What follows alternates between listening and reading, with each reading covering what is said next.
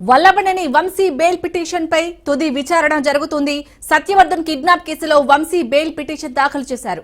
SC ST కేసుల ప్రత్యేక న్యాయస్థానంలో బెయిల్ పిటిషన్ విచారణ జరగనుంది. వంశీకి బెయిల్ వస్తుందా లేదా అనేది ప్రస్తుతం ఉత్కంఠ రేపుతోంది.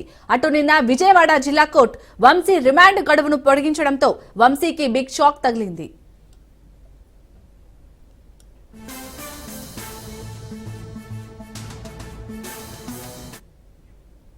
వల్లభనేని వంశీ బెయిల్ పిటిషన్ కు సంబంధించి పూర్తి డీటెయిల్స్ మా ప్రతినిధి క్రాంతి అందిస్తారు. క్రాంతి, చెప్పండి, మొత్తానికి ఈ రోజు అయితే ఇటు వంశీకి బెయిల్ వస్తుందా లేదా అనేది ఒక క్లారిటీ వచ్చే ఛాన్స్ ఉందా?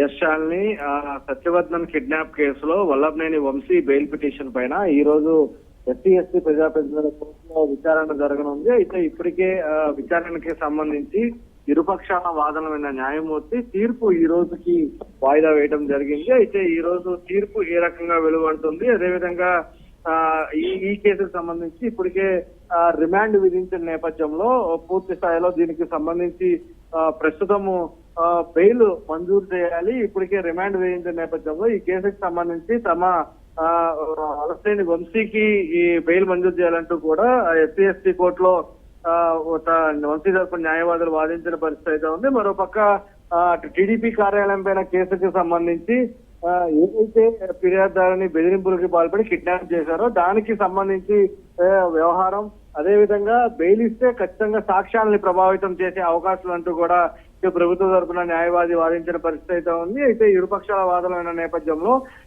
బెయిల్ కి సంబంధించిన తీర్పు ఈ రోజుకి వాయిదా వేయడం జరిగింది. అయితే ఈ తీర్పు నేపథ్యంలో కొంత వంశీకి బెయిల్ వస్తుందా రాదనేది కూడా కొంత ఉత్కంఠభరితంగా కూడా మారింది. మరోవైపు టీడీపీ కార్యాలయం పైన దాడి కేసులో కూడా విచారణ చేపట్టింది ఎస్సీ ఎస్టీ ప్రత్యేక న్యాయస్థానానికి సంబంధించి. ఈ దాడి కార్యాలయం కేసులో కూడా దాఖలు చేసిన బెయిల్ పిటిషన్ పైన కూడా ఈ రోజు నిన్న విచారణ ముగిసిన నేపథ్యంలో దీనికి సంబంధించి కూడా బెయిల్ వస్తుందా రాదంటే రెండు కేసులకి సంబంధించి కూడా వంశీకి బెయిల్ మంజూరు చేస్తారా లేదా న్యాయస్థానం కూడా కొంత వేచి చూడాల్సిన అవసరం అయింది. ఎందుకంటే పూర్తి స్థాయిలో ఈ కేసులకి సంబంధించి బెయిల్ కనుక ఇస్తే సాక్షుల్ని ప్రభావితం చేసే అవకాశం ఉందంటూ కూడా ప్రభుత్వ తరపు న్యాయవాదులు న్యాయస్థానానికి వినవించిన పరిస్థితి అయితే ఉంది. మరోపక్క ఖచ్చితంగా ఎలాంటి సాక్షులు ప్రభావం చేసే అవకాశం లేదు కాబట్టి ఆరోగ్యరీత్యా వంశీకి బెయిల్ మంజూరు చేయాలంటూ కూడా ఇప్పటికే వంశీ తరపున న్యాయవాదులు కోర్టుకి వినవించిన పరిస్థితి ఉంది. ఇరు వాదనలు అయితే విన్న న్యాయమూర్తి ఈ రోజు ప్రత్యేకంగా సత్యవర్ధన్ కిడ్నాప్ కేసుకు సంబంధించి బెయిల్ మంజూరు చేసే అవకాశం అయితే ఉంది.